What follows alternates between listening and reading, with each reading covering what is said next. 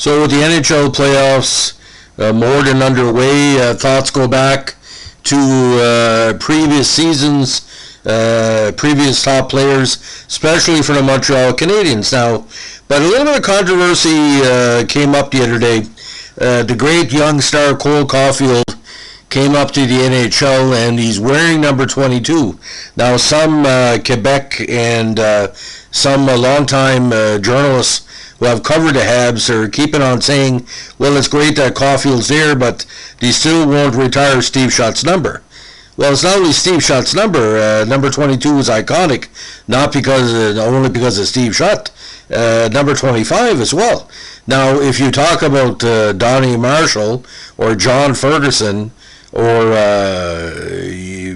the top player Jacques Lemaire, why is it number 22 and 25 retired, where you have Cornwallis and Lafleur and Savard and Guy Lapointe and everybody 29, Ken Dryden?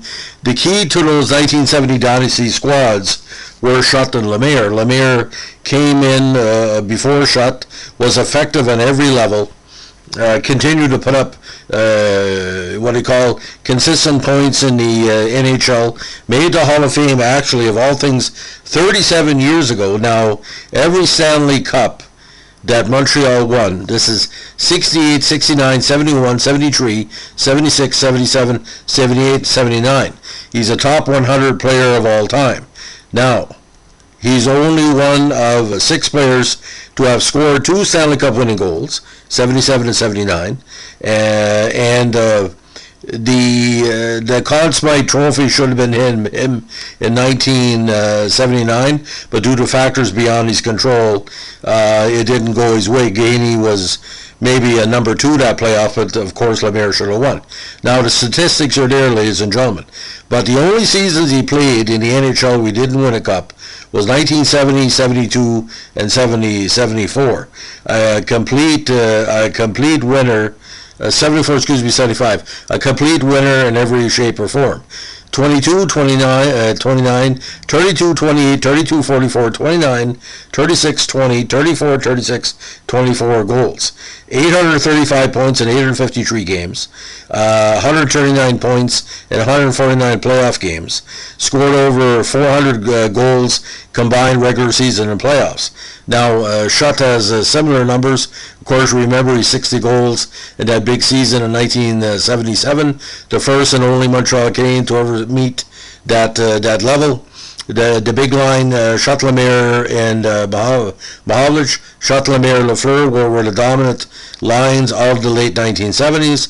But again, you look at Donnie Marshall and John Ferguson prior to Lemaire. You look at Steve Shutt. The whole situation is quite confusing, ladies and gentlemen. Excuse me, not before Lemaire, before Shutt. Now the Shutt situation is very interesting. When Donnie Marshall came into the team, he wore 22 for 8 years. Ferguson won it for 7 years. Pretty well the most dominant, policeman that Montreal had. And Steve Shutt had it for 12 years. So for 30 years, number 2 was a level of excellence. And get this, ladies and gentlemen, when Stéphane Richer came in, he wore number 22. So it's not only that, there's a major reference as well. Now, what you talk about number 25, Jacques Lemaire wore for quite a while, but also don't forget Peter Savoda and Vincent Dafoe, 2 of the top players for Montreal in the 1990s, wore that number 25. And even Terry Harper wore number 25 for a while, and Claude Leroux too. So the numbers have resonance. But I'm just saying, you look at the list of retired numbers for the Montreal Canadiens, and let's go over them again. Jacques Plante, number 1. Doug Harvey, number 2. Butch Bouchard, number 3. Jean Beliveau, number 4. Bertie Geoffriot, number 5. Harry Morenz, number 7. Maurice Richard, number 9. Guy Lafleur, number 10. Cornwallis, number 12. Richard, number 16. Serge Savard, number 18. Larry Robinson, number 19. Bob Gainey, 23. Dryden, 29. And Patrick Waugh, 33. And, of course, Bernie Geoffriot and Guy Lapointe for number 5. If you're going to look at it this way, Gump Worsley too should be considered as well, but that's for another podcast.